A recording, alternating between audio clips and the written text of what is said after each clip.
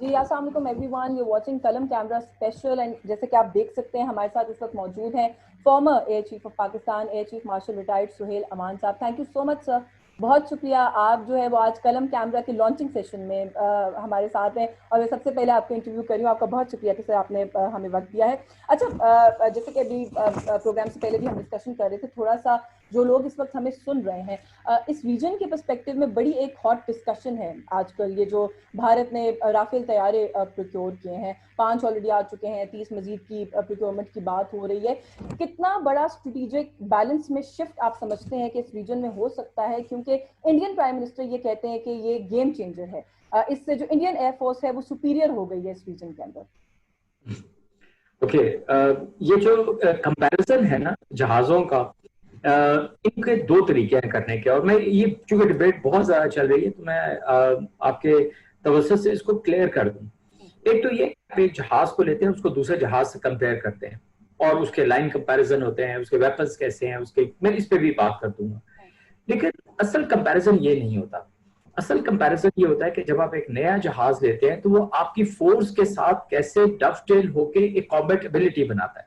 तो मैं आपको एक्सप्लेन कर देता हूँ। अगर बामा में एक अटैक हुआ तो सिर्फ एक तरह के जहाज पाकिस्तान एयरफोर्स के पार्टिसिपेट नहीं कर रहे थे।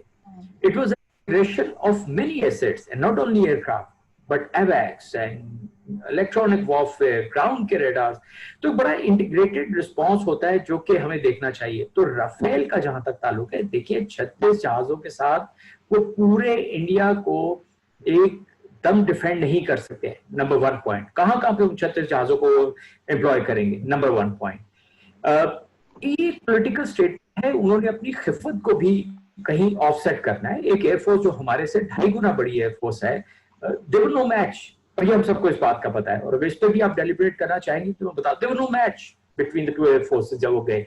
सो उसके लिए उन्होंने राफेल को इस तरह बढ़ चढ़ के बताया। Number 1 point, I think what they are missing out, जो इन्होंने, मेरा ख्याल है कि इंडियन एयरफोर्स ने जरूर इसमें अपना एक लेसन ड्रॉ किया होगा कि there were no match, not because कि हमारे JF-17 बहुत अच्छा फ्लाई कर रहे थे और हमारे F-16 थे वहां पे या दूसरे जहाज भी थे। इशू ये था कि हमारे जहाजों के जो पायलट्स हैं उनकी अपनी ट्रेनिंग, फिर उसके अलावा उनकी integration with other assets was too far ahead. और मैं इसको यहाँ पे एक स्ट्रेट लाइन पर खत्म करूंगा। इंडियन एयरफोर्स अगर आज उस लेवल पे ट्रेन करना चाहे जहां पाकिस्तान एयरफोर्स है, they need at least 10 years। 10 this years is the आप बहुत बड़ा 10 years। कर रहे हैं। वो तो बड़े आपको पता है ना वहां से कैसे क्लेम्स आ रहे हैं कि हम सुपीरियर हो गए, गेम चेंजर। वो तो खैर बड़ी बड़ी बातें करें, मैं भी आगे आपसे मजीद भी पूछती हूँ। लेकिन क्योंकि आप कमेंट कर रहे हैं कि किस तरह से हम सुपीरियर हैं या हम बेहतर हैं अभी भी इन जहाज़ों की प्रोक्योरमेंट के बाद भी, पाकिस्तान एयरफोर्स ने ये कहा है कि जो फर्स्ट शूट कैपेबिलिटी है वो फिर भी हमारे पास रहेगी। बहुत से लोग इस वक्त आपको सुन रहे हैं, फर्स्ट शूट कैपेबिलिटी क्या होती है, अगर थोड़ा सा एक्सप्लेन कर दें। How will you comment on this? देखें, एक जहाज को जैसे मैंने कहा लाइन कंपैरिजन में दूसरे जहाज के साथ कर लें तो जो मीटियोर है, उनका जो मिसाइल है जो राफेल के ऊपर लगता है, उसकी अब we bit better shot capability है as compared to the F-16 and JF-17। अच्छी बात समझने की है कि हमारे F-16 और JF-17 बिल्कुल एक प्लेटफॉर्म के ऊपर आ चुके हैं जो as far as operational capability is concern. Operational capability भी होगी, ये भी हो गया। First shot capability is not only a function of missile and aircraft. First shot capability उस चीज को भी गवर्न करती है कि आप उस जहाज को एम्प्लॉय कैसे कर रहे हैं, और उसको एम्प्लॉय करने से मिसाइल की रेंजेस चेंज और सब कुछ। तो वो टेक्निकल डिटेल्स में मैं नहीं जाता। और ये फर्स्ट शॉट कैपेबिलिटी की हमें रिटेन करने की कंप्लीट कमिटमेंट है और हम इसको समझते हैं कि इसको कैसे रिटेन करना है। तो जिस तरह वो पूरे वॉर सिनेरियो को या बैटल सिनेरियो को उसमें नहीं समझ पाए, I think let them guess it for the next competition if as and when it happens कि राफेल के अगेंस्ट भी even JF-17 will retain the first shot capability, let alone the F-16।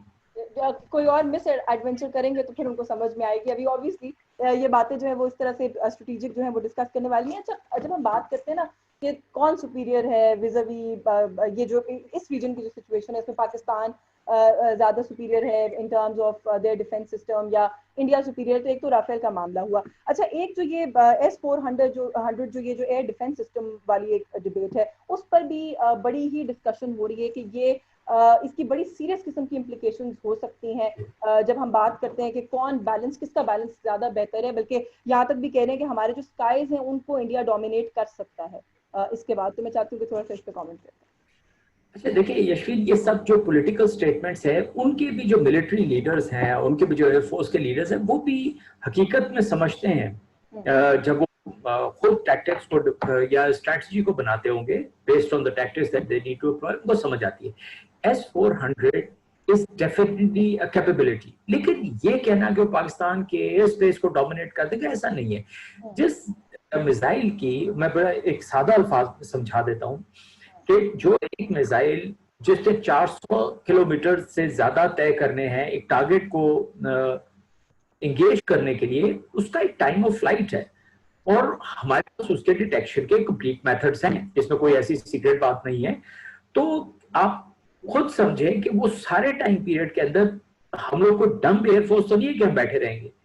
तो इसलिए इसके S-400 के खिलाफ कैसे लड़ना है, राफेल के खिलाफ हमने कैसे देखना है, इसको हम बड़े अरसे से स्टडी कर रहे हैं। ये आज की बात नहीं है, क्योंकि our air force being a technical air force, हम अपने नंबर्स को बढ़ाते रहे, हम J-17 को ज्यादा कैपेबल करते रहे, तो अब हमारी जो मेजर फोर्स है वो हाईटेक एयरफोर्स है। तो इनके खिलाफ कैसे लड़ना है, कभी आप स्ट्रक्चर S-400 का नेट के ऊपर जाके देखें, इट्स अ ह्यूज स्ट्रक्चर, तो स्ट्रक्चर को लेके वो कहाँ फिरते रहेंगे। So there are many issues. मैं सिर्फ आपके प्रोग्राम के तवज्जुह से ये कहना चाहूंगा कि this is a capability which can be addressed and which can be countered and nothing like Pakistan की एयर स्पेस डोमिनेट हो जाएगी। Pakistan air force specially knows how to make sure that they have air superiority over all areas that they wish to.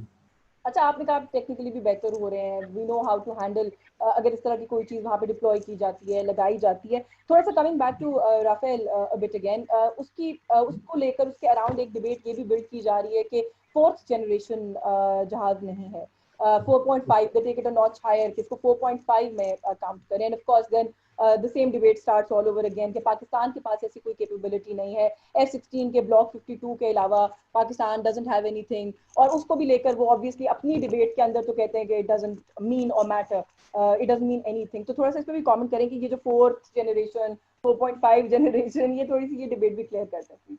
अच्छा देखिए, ये गिमिक्रीज हैं और ये जो एयरक्राफ्ट को कैटेगराइज करके मैं आपको एक बड़ी सिंपल बात समझा देता हूँ। ये जो कॉम्बैट अब है वो विजुअल कॉम्बैट अब क्लोज रेंज नहीं है। इंपॉर्टेंट बात ये है कि एक जहाज में किस नौइयत का रडार और मिसाइल लगा हुआ है, that's what also determines the aircraft which generation it is. ठीक है, किसी सूरत में भी ये हम J-17 ब्लॉक 3 जो एयरक्राफ्ट बन रहे हैं, they are going to have an active electronically scanned antenna on them. ये वो एंटीनास हैं जो कि राफेल के ऊपर भी लगे हुए रेडार पे। So radar wise we will not be into any deficit. So Rafale का 4.5 जनरेशन होना, we are also making our 5th generation aircraft project Azm है हमारा, उसके ऊपर हम काम कर रहे हैं।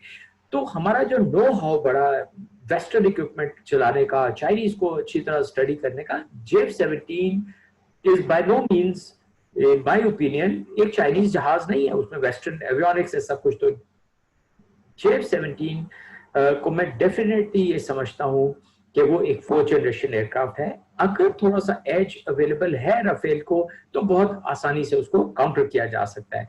राफेल बाय एंड लार्ज जिस कॉन्फ़िगरेशन में इंडिया के पास आ रहा है, I would also classify this to be a 4th generation aircraft, अगर लोग जनरेशन से ही देखना चाहते हैं, जैसे 4th generation aircraft and not 4.5।